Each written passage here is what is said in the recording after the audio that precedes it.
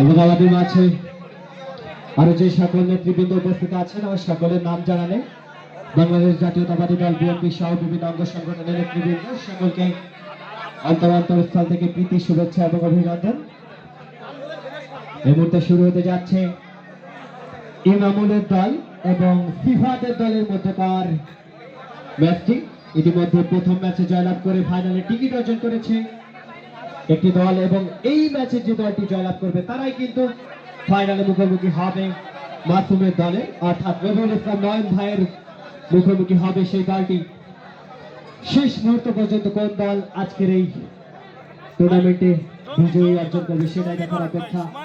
অর্থাৎ এই ম্যাচে যে দল জয়লাভ করবে তারাও কিন্তু একটি টিভি পাবে, বড়টা না ছোটটা সেটা শিওর না, কিন্তু একটি টিভি পাবে এটা শিওর এই ম্যাচে জিতবে।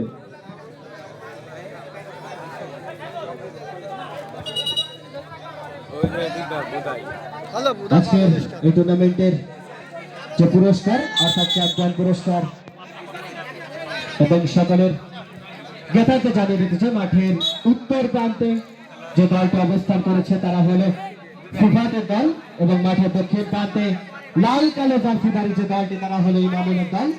দুই দলের মধ্যকার এই জমজমাট ম্যাচ ইতিমধ্যে কিন্তু শুরু হতে যাচ্ছে এবং আজকের বিশেষ আকর্ষণ বাবা বনাম ছেলে, দুই দলের খেলা দুই দলে। অর্থাৎ ইতিমধ্যে যিনি সাক্ষাৎ করছেন আমাদের জিম্মি শিকদার, তারই ছেলে বিহার শিকদার কিন্তু প্রতিপক্ষ দলে, অর্থাৎ বাপ পেটা দুই দলে। দেখা যাক লড়াই কোন দল জয়লাভ করবে।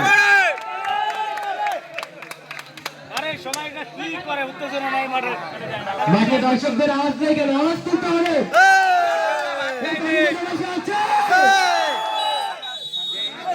বলতে বলতে শুরু হয়ে গেল।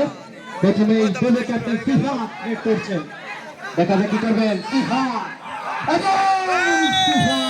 কিন্তু যাত্রায় পরাস্ত করতে সক্ষম। দলের খাতায় যুক্ত হলে একটি পয়েন্ট, অর্থাৎ ইমামুলের দলের খাতায় যুক্ত হলে 1 পয়েন্ট। প্রতিপক্ষ ফিফাদের দল প্রথম রেডে কোনো পয়েন্ট আনতে পারলেন না। পরবর্তী রেড সাদ্দাম ইমামুলের দলের হয়ে। সাদ্দাম কিন্তু অনেক দক্ষতা সম্পন্ন একজন খেলোয়াড়। সাদ্দামকে কিন্তু সম্পূর্ণ ঝাঁপিয়ে পড়ে পরাস্ত করতে সক্ষম। এটা ফিফাদের দলের খাতায় যুক্ত হলো একটি পয়েন্ট, 1-1 সমতা। খেলা কিন্তু জমে কি বলেন?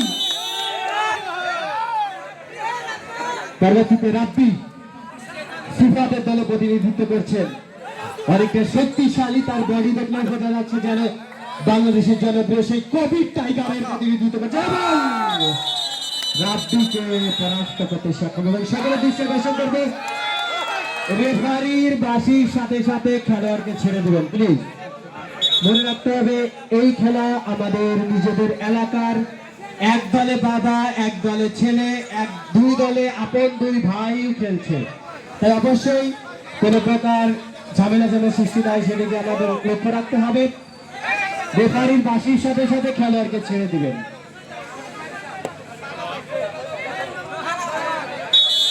পরবর্তী রেড আশিক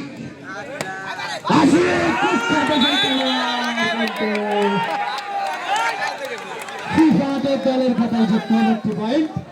আশিককে খালি হাতে ফিরতে হচ্ছে দলের কোর্টের দিকে।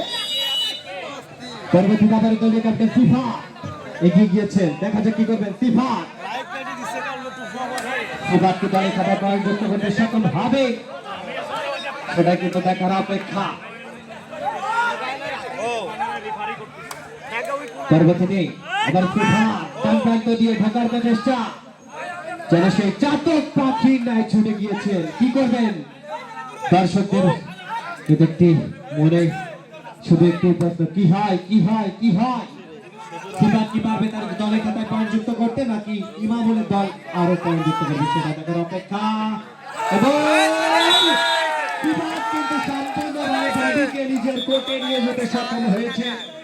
দলীয় ক্যাপ্টেন যেন এমনই হয় সেটা কিন্তু বারবার ফিফা দেখিয়ে চলেছেন। দলে খেলায় যুক্ত হল আরেকটি পয়েন্ট। এই মুহূর্তে ফিফাদের দলে 3 বনাম ইমামুল 2। খেলা কিন্তু হাড্ডাহাড্ডি লড়াই চলছে। এই মুহূর্তে পয়েন্ট সংখ্যা 3-3 সমতা। পরবর্তীতে দলের ক্যাপ্টেন ইমামুল ইমামুল কি করবেন সেটাই দেখার অপেক্ষা। ইমামুল কিন্তু ছুটে গিয়েছে, কি হয় ইমামুল কি পারবে দলের